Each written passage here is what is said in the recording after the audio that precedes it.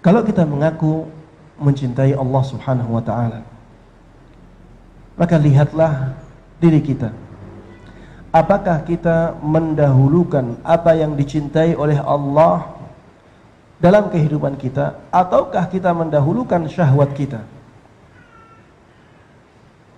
Seorang yang mencintai Allah Subhanahu wa ta'ala harusnya dia mendahulukan apa yang diinginkan oleh Allah Subhanahu wa ta'ala pada dirinya, bukan apa yang diinginkan oleh hawa nafsunya. Contohnya seperti Nabi Ibrahim. Nabi Ibrahim dikisahkan sangat sulit untuk mendapatkan anak. Kapan datang kabar gembira Nabi Ibrahim bisa mendapatkan anak? Setelah beliau sudah sangat tua, ya. Sampai beliau mengatakan bahwa istrinya adalah ajuzun aqim. Istrinya sudah tua dan istrinya mandul. Tapi dengan kekuasaan Allah Subhanahu wa ta'ala, Allah menjadikan orang yang sudah tua dan terkenal dengan kemandulannya tersebut ternyata bisa hamil dan melahirkan anak. Anak yang pertama siapa? Ismail. Kemudian setelah itu Allah Subhanahu wa ta'ala memerintahkannya untuk menyembelihnya. Coba antum bayangkan ya, betapa beratnya keadaan itu. Anak yang sangat lama ditunggu oleh Nabi Ibrahim, ketika diperintahkan oleh Allah untuk disembelih, Nabi Ibrahim masih mendahulukan perintah Allah Subhanahu wa ta'ala.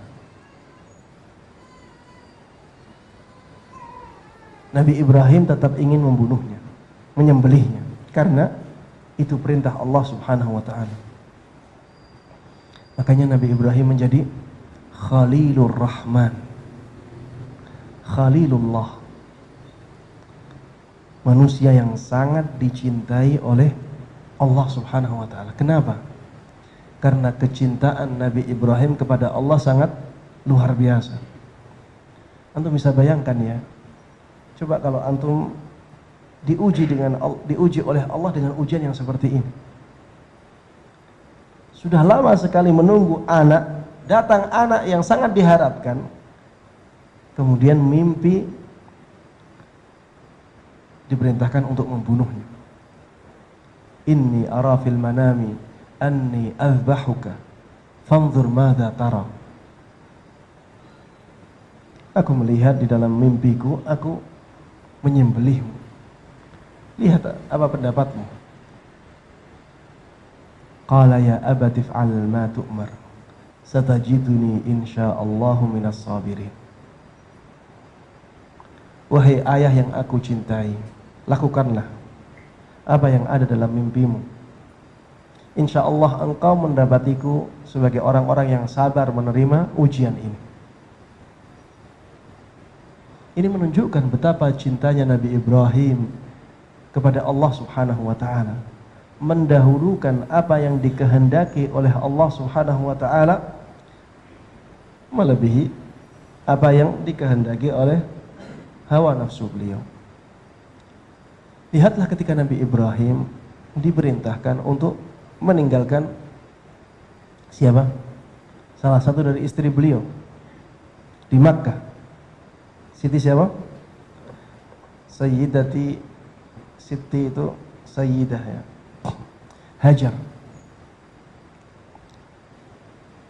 Ditinggalkan di Makkah.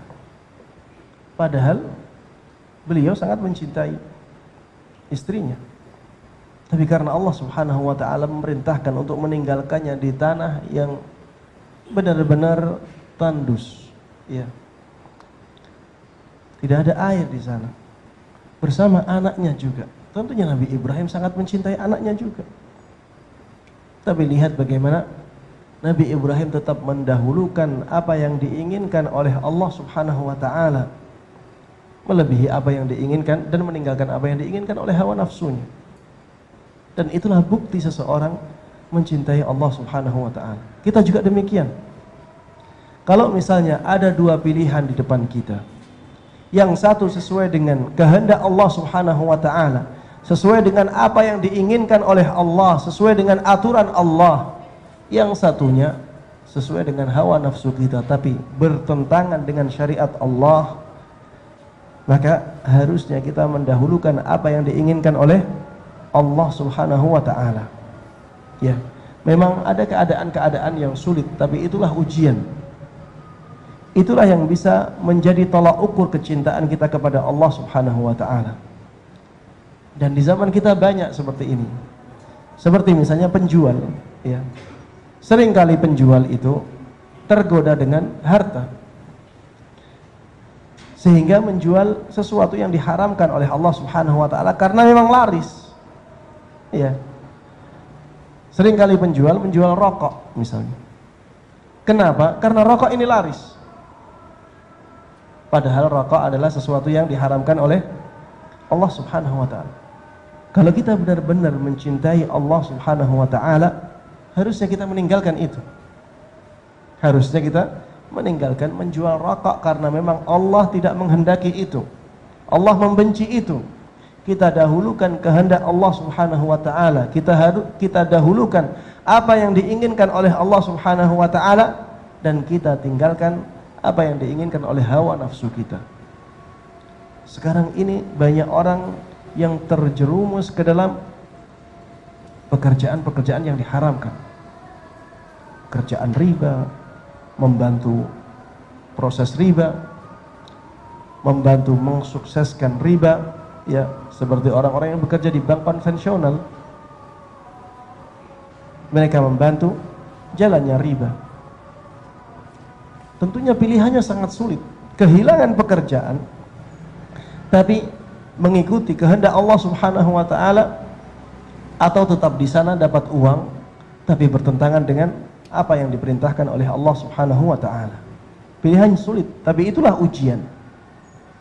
Kalau benar-benar kita mencintai Allah Subhanahu wa taala dan kita punya pekerjaan yang seperti itu, maka harusnya kita tinggalkan apapun yang terjadi.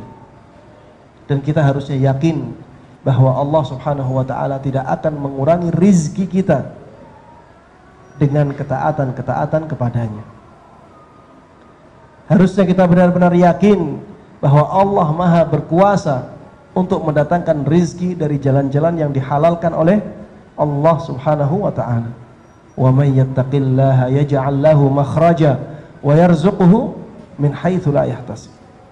Barang siapa yang bertakwa kepada Allah Subhanahu wa taala, maka Allah pasti akan berikan solusi dalam kehidupan dia, dan Allah pasti akan memberikan rizki kepada dia dari jalan yang tidak dia sangka-sangka.